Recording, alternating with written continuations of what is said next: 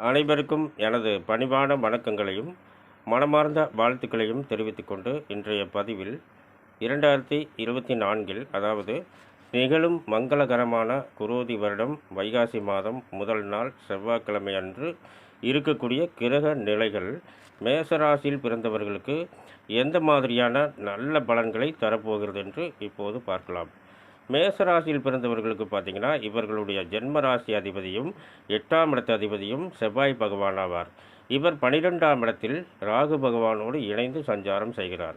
நிலம் மகன் என்று சொல்லக்கூடிய இந்த செவ்வாய் பகவான் 12ஆம் இடத்தில் சஞ்சாரம் செய்வது, இப்பொழுது செவ்வாய் திசை உங்களுக்கு நடந்தால் எத்தனையோ இடம் வாங்குவீர்கள், எத்தனையோ வீடு கட்டுவீர்கள், எத்தனையோ தொழிற்சாலைகள் கட்டுவீர்கள், எத்தனையோ பேர்த்துக்கு நல்ல வேலை வாய்ப்புகளை அள்ளி அள்ளி தருவீர்கள். அது மட்டும் இல்லாமல் உங்கள் ஜென்ம ராசியில் சுக்கிர பகவானும் புதன் பகவானும், இந்த சுக்கிர பகவான் பார்த்தீங்கன்னா 2ஆம் இடத்துக்கும் 7ஆம் இடத்துக்கும் அதிபதி ஆவார். எப்படின்னா செல்வாக்கு ஸ்தானத்துக்கும் களத்திர ஸ்தானத்துக்கும் அதிபதி ஆவார். இந்த சுக்கிர திசை இப்பொழுது உங்களுக்கு நடந்தால் படிச்சுட்டு வேலை வாய்ப்புகள் இல்லையே என்று தேடிக்கொண்டிருக்கும் மேசராசி அன்பர்களுக்கு உங்கள் இல்லம் தேடி நல்ல வேலை வாய்ப்புகள் வரப்போகிறது. அது மட்டும் இல்லாமல் இந்த மேசராசியில் பிறந்தவர்கள் திருமண வயதில் இருப்பவர்கள், இதுவரை எத்தனையோ வரன்கள் வந்து தள்ளி தள்ளி போயிருக்கலாம். ஆனால் இந்த வைகாசி மாதத்தில் இப்பொழுது சுக்கிர திசை நடந்தால் நல்ல வரன்கள் உங்கள் இல்லம் தேடி வரப்போகிறது. நல்ல மன வாழ்க்கை உங்களுக்கு அமையப்போகிறது. அடுத்தது பார்த்திங்கன்னா புதன். இந்த புதன் பார்த்திங்கன்னா 3ஆம் இடத்துக்கும் 6ஆம் இடத்துக்கும் அதிபதி ஆவார். இந்த புதன் பகவானுடைய திசை இப்பொழுது உங்களுக்கு நடந்தால் நீங்கள் எடுக்கும் முயற்சியில் வெற்றியை மட்டுமே பார்ப்பீர்கள். அது மட்டும் இல்லாமல் கடன் பிரச்சனைகள் எவ்வளவு இருந்தாலும் அத்தனையும் இந்த வைகாசி மாதத்தில் தீரப்போகிறது. மற்றும் பார்த்திங்கன்னா இந்த புதன் திசை இப்பொழுது உங்களுக்கு நடக்கணும்.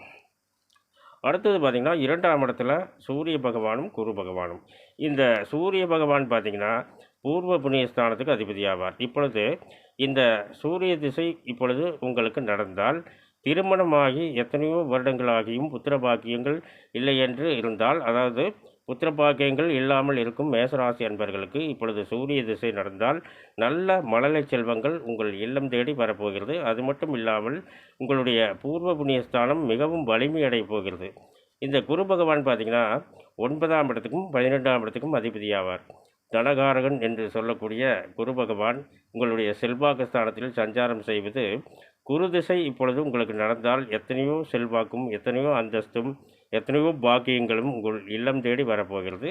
அது மட்டும் இல்லாமல் 12ஆம் இடத்துக்கும் இவர் அதிபதி ஆவதால் குரு திசை இப்பொழுது நடந்தால் சுப செலவுகள், எத்தனையோ சுப செலவுகள் உங்கள் இல்லத்தில் நடக்கப் போகிறது. எப்படி என்றால் எத்தனையோ வீடு கட்டுவீர்கள், எத்தனையோ கிரகப்பிரவேசம் பண்ணுவீர்கள், சுபகாரியங்கள் எத்தனையோ பண்ணுவீர்கள் இப்பொழுது குரு திசை நடந்தால். அடுத்தது பார்த்திங்கன்னா 4ஆம் இடத்துல சந்திர பகவான் ஆட்சி பெற்றிருக்கார். 4ஆம் இடம் என்ன? சொத்து சுகஸ்தானம், வண்டி வாகனம் மற்றும் தாயை குறிக்கக்கூடிய இடம், அதாவது மாதுருஸ்தானம். இந்த மாதிரி 4ஆம் இடத்துல சந்திர பகவான் ஆட்சி பெற்று 10ஆம் இடத்தை பார்க்குறாங்க. இப்படி பார்க்கும்போது சந்திர திசை இப்பொழுது உங்களுக்கு நடந்தால் எத்தனையோ வண்டி வாகனங்கள் வாங்குவீர்கள், எத்தனையோ காடு தோட்டங்கள் வாங்குவீர்கள். இந்த 10ஆம் இடத்தை பார்ப்பது தொழில் ஸ்தானம் ரொம்ப சிறப்பாக இருக்கும். இந்த சந்திர திசை இப்பொழுது நடந்தால் எத்தனையோ பேர்த்துக்கு வேலை வாய்ப்புகளை அள்ளி அள்ளி தரப்போகிறீர்கள். மற்றும் அது மட்டும் இல்லாமல் ஆடு மாடு குறைவில்லாத செல்வங்கள் ரொம்ப சிறப்பாக இருக்குதுங்க. அதாவது கட்டுத்தர நிறையா மாடு கட்டி வச்சுருப்பீங்க, பட்டி நிறையா ஆடு கட்டி வச்சுருப்பீங்க, வண்டி வாகனங்கள் நிறுத்த இடம் இருக்காது. எத்தனையோ பேர்த்துக்கு வண்டி வாங்க முடியலையே என்ற கவலை.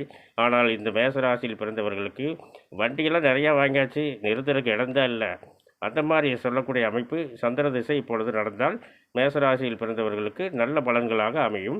அடுத்தது பார்த்திங்கன்னா ஜீவனஸ்தானத்துக்கும் லாபஸ்தானத்துக்கும் அதிபதியாகிய சனி பகவான் 11ஆம் இடத்தில் ஆட்சி பெற்று சஞ்சாரம் செய்கிறார். இப்படி இருக்கும்போது உங்களுக்கு வேலை வாய்ப்புகள், அதாவது தொழில் ஸ்தானாதிபதி சனி பகவான், ஆயுள்காரகன், தொழில்காரகன், இந்த மாதிரி சனி திசை இப்பொழுது நடந்தால் எத்தனையோ வேலை வாய்ப்புகள், நல்ல நல்ல வேலை வாய்ப்புகள் உங்கள் இல்லம் தேடி வரப்போகிறது. எத்தனையோ செல்வங்களும் அந்தஸ்துகளும் வரப்போகிறது. எத்தனையோ பேர்த்துக்கு நீங்கள் வேலை வாய்ப்புகளை அள்ளி அள்ளி தரப்போகிறீர்கள்.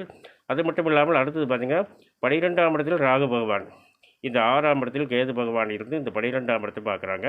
12ஆம் இடத்தில் செவ்வாய் பகவானும் ராகு பகவானும் இந்த 6ஆம் இடத்தை பார்க்குறாங்க. இப்போ ராகு திசை நடந்தாலும் பார்த்திங்கன்னா எத்தனையோ சுப செலவுகள் உங்கள் இல்லத்தில் நடக்கும். எத்தனையோ இடம் வாங்கலாம், வீடு கட்டலாம், இந்த மாதிரிலாம் எத்தனையோ வண்டி வாகனங்கள் அமையலாம். இந்த 6ஆம் இடத்தில் கேது கேது திசை இப்பொழுது நடந்துன்னு வச்சுங்களேன், கடன் பிரச்சனை அத்தனையும் தீரும். எப்படி என்றால், தொழில் ஸ்தானத்துக்கும் செல்வாக்கு ஸ்தானத்துக்கும் மிகப்பெரிய யோகத்தை அள்ளி அள்ளி கொடுக்கக்கூடிய இடம் 6ஆம் இடமாகும். இந்த 6ஆம் இடத்தில் எந்த ஒரு கிரகங்கள் இருந்து திசை நடத்தினாலும் நல்ல வேலைவாய்ப்புகள் உங்கள் இல்லம் தேடி வரும் மற்றும் எத்தனையோ செல்வங்களும் உங்கள் இல்லம் தேடி வரும். கடன் பிரச்சனைகள் இருந்தால் அத்தனையும் தீர்ந்துவிடும். மேலும் இந்த வைகாசி மாத கிரக நிலைகள் மேசராசியில் பிறந்தவர்கள் அனைவருக்கும் எல்லா செல்வங்களையும் பெற்று நலமோடு வாழ வேண்டுமென்று அந்த ஆண்டவனை வணங்கி வாழ்த்துகின்றேன். மேலும் விவரங்கள் அறிய என்றும் புலிப்பாணி என்ற ஜோதிட தலைப்பை பாருங்கள். இந்த பதிவை பார்த்து கொண்டிருக்கும் அனைவரும் எனக்கு மிகப்பெரிய ஆதரவை தருவீர்கள் என்று நம்புகின்றேன். நன்றி, வணக்கம், வாழ்த்துக்கள்.